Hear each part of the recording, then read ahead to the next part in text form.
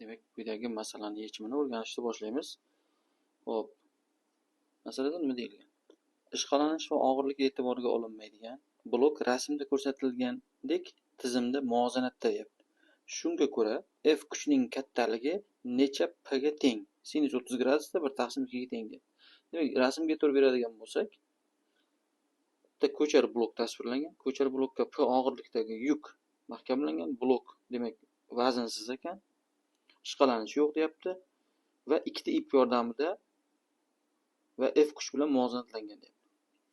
Gorizontal demak mana bu devorga mana ip bilan mahkamlab qo'ygan blok, vertikalga mana ip bilan yuqoriga mahkamlangan hamda ipning bir uchidan F kuch bilan tortib turibmiz va bu kuch gorizontal 30 gradus burchak hosil qilyapti.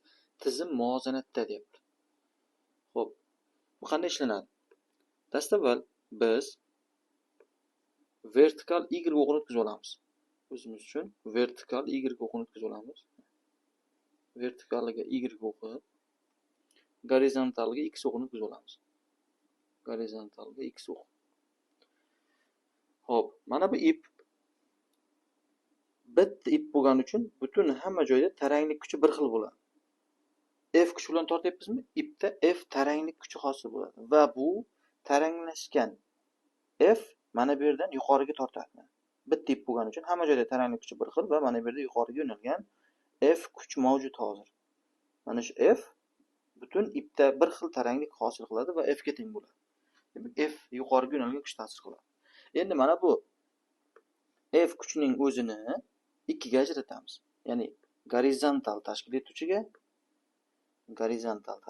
ajratamiz va vertikal tashkil etuvchiga ajratamiz. Aynan mana shu F kuchining o'zini ikkiga ajratamiz ekan. Gorizontal tashkil etuvchisini Fx deb belgilaymiz, vertikal tashkil etuvchisini esa Fy deb belgilaymiz. Fy ni parallel ko'chiradigan bo'lsak, bu tomonga mana bu yerga keladi. Fy. Trigonometriya kursiga ma'lumki, mana bu yer 90 gradus bo'lsa, bizda quyidagi uchburchak hosil bo'lyapti. Mana chizamiz shuni. Burchak 30 gradus. Burchak 30 gradus. Mana bu yer gipotenuza F ga teng. Mana bu yer qarshisidagi katet Fy, yopishgan katet Fx. 30 gradus qarshisidagi katet gipotenuzaning yarmiga teng. Bundan ko'rinadiki, Fy ning qiymati F taqsim 2 bo'ladi yoki agar preksiyalaydigan bo'lsak, sinus 30 teng qarshisidagi katetning gipotenuzaga nisbati bo'lib, F ko'paygan sinus 30 gradus bo'ladi. Sinus 30 gradus 1 taqsim 2 ekanligidan F taqsim 2 chiqadi. Fx da topib qo'yadigan bo'lsak, F ko'paygan kosinus 30 gradus bo'ladi. Kosinus 30 gradus va bu F ko'paygan ildiz 3 taqsim 2 bo'ladi. Ya'ni kosinus 30 gradus ildiz 3 taqsim 2 bo'lgani uchun ildiz 3 F taqsim 2 bo'ladi. Mana shular aniqlab oldik. Endi tizim muvozanatda deyapti. Sistema muvozanatda turibdi deyildi. Muvozanatda turish uchun qanday shart bajarilishi kerak? Nyutonning birinchi qonuniga ko'ra sistemaga ta'sir qiluvchi natijaviy kuch 0 bo'lishi kerak. Agar kuchlar biron bir burchak ostida bo'ladigan bo'lsa, x va y o'qida alohida natijaviy kuch 0 ga teng bo'lishi kerak degan shartni olsak bo'ladi.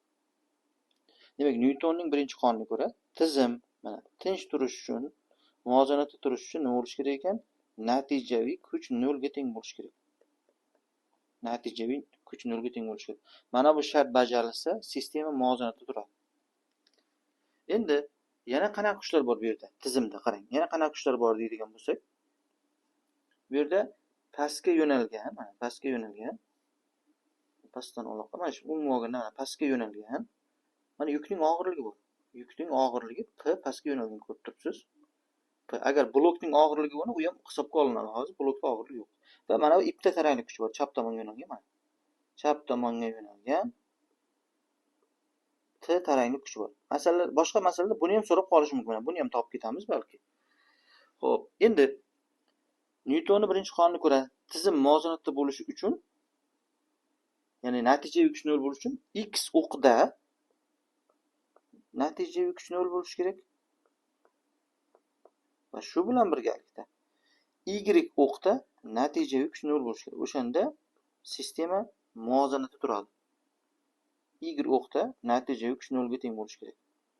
Ikkalasi bir paytda bajarilsa, butun tizim muvozanatda bo'ladi, ya'ni butun natija yo'q 0 ga teng deb olish mumkin. Bizda hozir kuchlarimiz x, y o'qida bo'linayotganligi uchun x o'qida alohida natija yo'q 0 ga tenglashtiramiz, y o'qida alohida natija yo'q 0 ga tenglashtiramiz. Xo'p, endi mana x o'qi uchun tenglama tuzamiz. Qarang, x o'qida natija yo'q 0 degani qarama-qarshi kuchlar teng degani. X o'qida chap tomonga t kuch bor, o'ng tomonga fx kuch bor. Bo'ldi, boshqa kuch yo'q. Ekan tenglashtiramiz. Demak, t teng bo'lar ekan fx ga.